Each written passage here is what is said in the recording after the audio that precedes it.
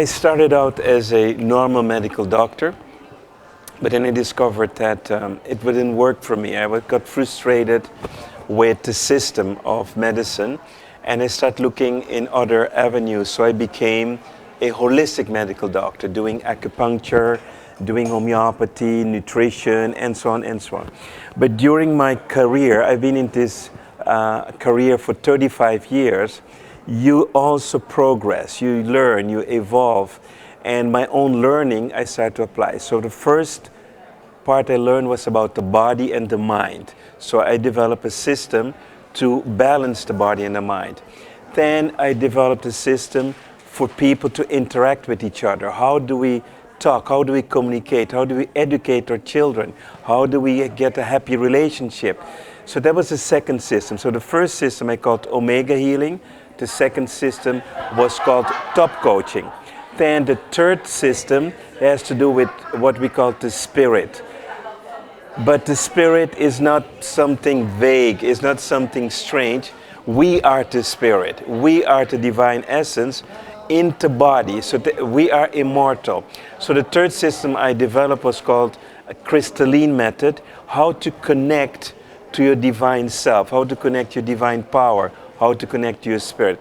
So the topic here in Bellaria was about the connection between yourself and your divine spirit. I found a very unique way where we can have the spirit come more into the body, more energy. You must understand that we only have 1% of our spirit in our body. And I found a way to increase it to 2, 3, 4% and to directly communicate with the spirit. So this way we can find out what is the meaning of life? Why are you here on this planet? What is the goal? What is your karma? Karma means what are the things you did in the past that were not resolved. So you always bring your karma to the next life. So I researched all of this, and now I teach people how to connect, how to clean the karma, and how to live the life like they wish to live the life before they came in this life. So before you come in your body, you have a plan. When you come in your body, you forget about the plan. So I can teach people again to connect to their plan.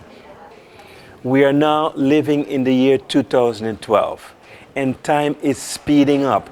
This has been scientifically proven, because before the frequency of the planet was 7.8 hertz. We are already past 12 hertz right now. So time is speeding up. Everything is vibrating much, much faster than ever before.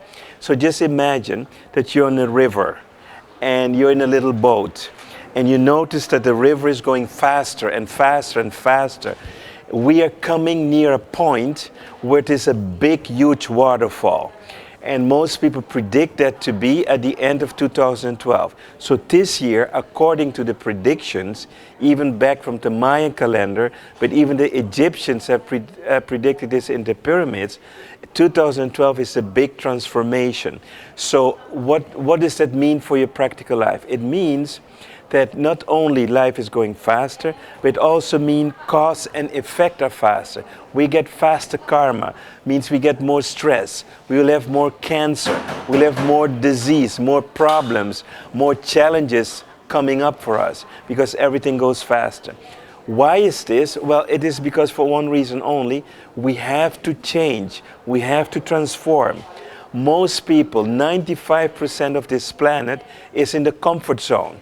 We live our lives and we go on every day as if nothing is happening. But now comes the time that you need to connect to your own wisdom. You need to know why you're here, what you have to do, what's your mission in life. We need to let go negativity. We need to burn our karma and start living like immortal beings connected with pure essence of love. That is the job we have to do on this planet. The question is, what do we need to let go? My answer is simple, everything. We need to let go all of our past. We need to let go all of the negative memories, all of the negative emotions, all of the negative beliefs, all of the negative actions. Everything in the past that is not positive, that does not come from our power of love, that does not come from our pure essence of our divinity, we need to let go. We need to focus on where we want to go. The way I do it is very simple. I focus on the last day of my life. I imagine that I'm ready to die, ready to go back home, and that I look back on my life. And then I see that I'm happy, I am satisfied. I have grown a lot, I have become much wiser, much more loving, and I feel completely in peace with myself. I have no regrets. I have forgiven everybody. I made peace with everybody. I am at peace with myself. I'm at peace with everybody. I don't blame anybody for anything. I accept and love everybody just the way they are. I see that as the end, because you have to start with the end. Where do you want to end? And then you take it back. So what we're doing, letting go of negativity, bringing back more positivity in our lives, bringing back more love in our lives. We have to become conscious. Every time we have a negative thought, change it. Every time we do something that is not coming from our power, that comes from stress or emotion, change that. Every night before you go to sleep, you think about these things, you look at your day, and then you imagine how you want to live your life. If you keep doing this every day, you will notice the change coming faster and faster, and then you will be back in your power very easily. It is about practice. You cannot become a world champion in any sports without practice. You cannot become who you are without practice. We have to practice, even if it's 5 minutes a day. If you have 5 minutes, you practice 5 minutes. If you have more time, you practice more. But the real practice is in life. Every time you have a conversation, every time you are interacting with someone, you get the chance to practice who you are. And this way we grow very, very fast. My most important dream for the future is to create a new education for our children. Because when we came into this life, we did not have the best education. We did not know how to deal with our bodies. We didn't know how to keep ourselves healthy. We didn't learn how to use our minds to create health and vitality. I've learned all these things, but at a high price. We did not learn how to interact in relationships.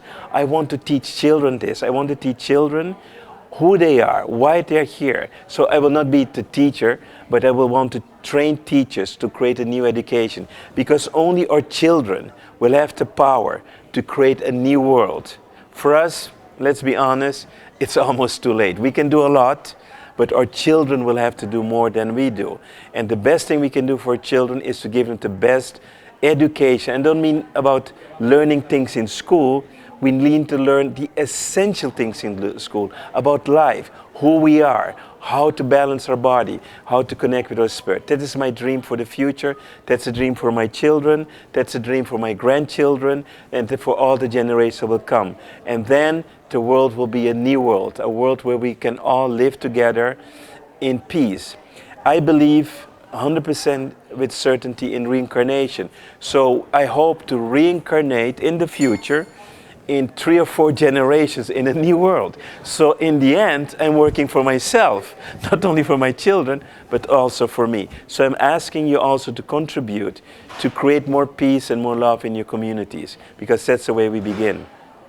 On this planet, there's a lot of misinformation. The system is created in such a way that we behave in a structure. We become like sheep. 80% of the world is behaving like sheep. We're not in our powers. Imagine this.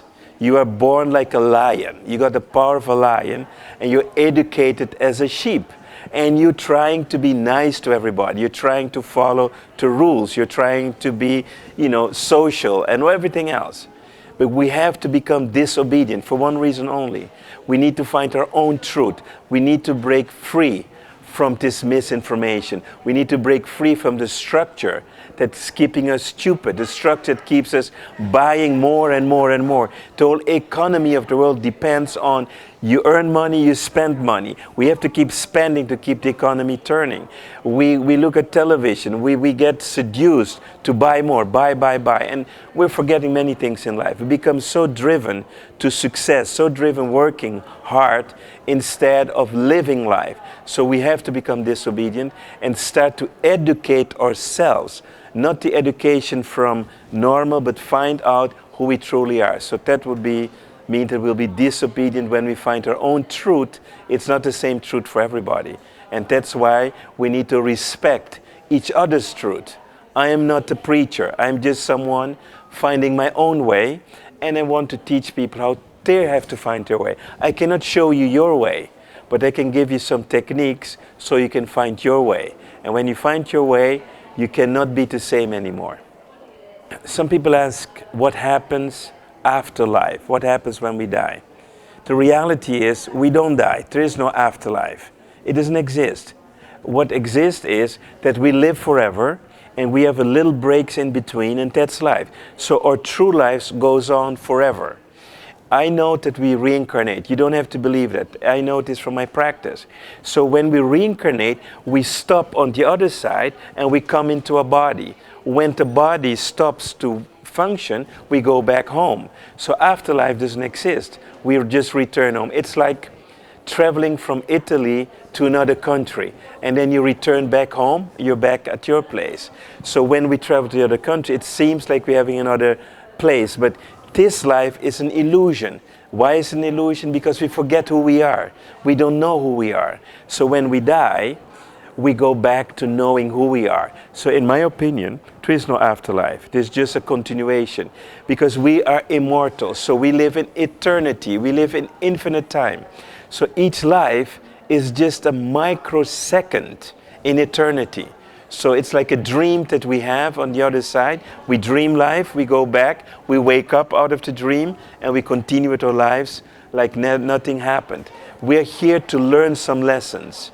We learn through what's called the law of karma. So when we go back home, we study our lives. We see what did go well, what didn't go well, and we make a plan for the next time when we come back. So it's like an adventure that we keep coming back. So it's like going to school, and we learn every time here in a faster way than we can learn back at home. So life is speed learning. It's the fastest way for us to evolve our souls, to continue in our evolution. So there's no afterlife. There's only in-between life, which is like a dream that we have in eternity. Love is the biggest misconception on this planet. We believe we can love someone. Absolutely not true. What happens is that when we fall in love with someone, we don't fall in love. It is our higher self, our soul, that creates a link, energy between us and another person with a purpose. Because we have to learn something from each other. We have to experience something together. Sometimes we have to solve conflicts together. So being in love is one thing. But the truth is that we ourselves, our true essence, before we come to this life, is love. So we are already love, but when we come into a body, we disconnect from our true selves, and for that reason, when we fall in love, we are experiencing our real self. When we love someone, that is our natural state. When we don't love someone, when we hate someone, when we're angry with someone, that is our unnatural state. So we are living in a polarity. Polarity, one is we are pure love. We feel happy, we feel at peace. The other polarity is we have emotions, we have negative thoughts. That is when we're disconnected from ourselves.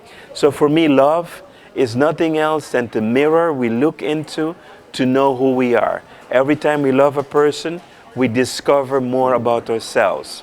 So love is who we are. Ecology. Am I worried about ecology? In a way, yes.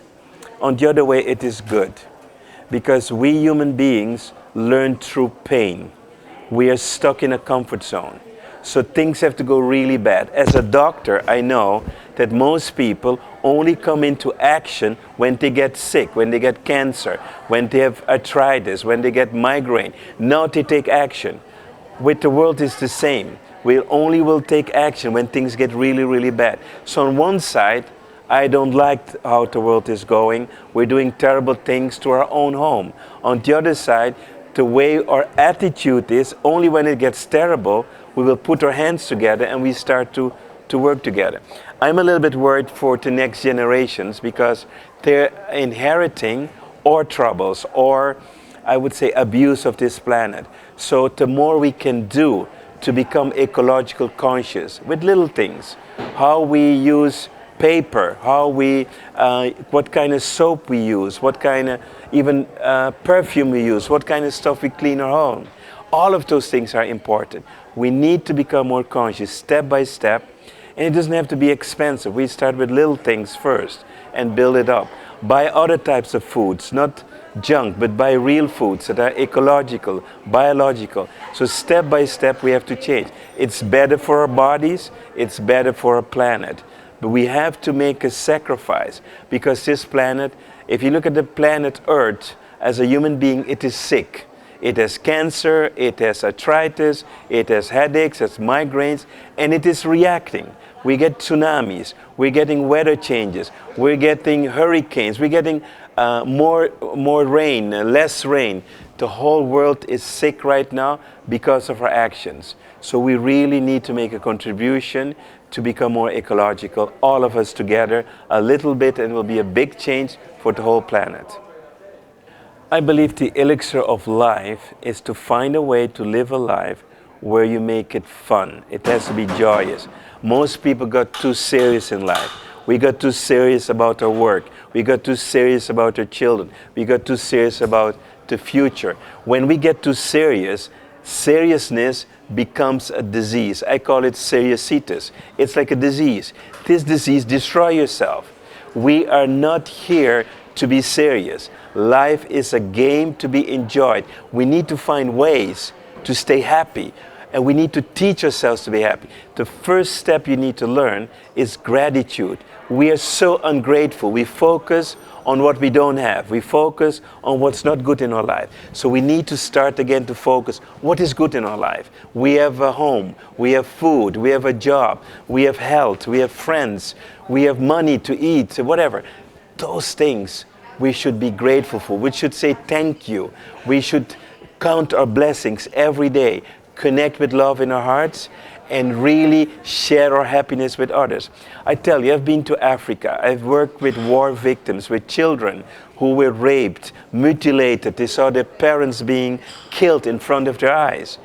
They have a terrible thing to overcome.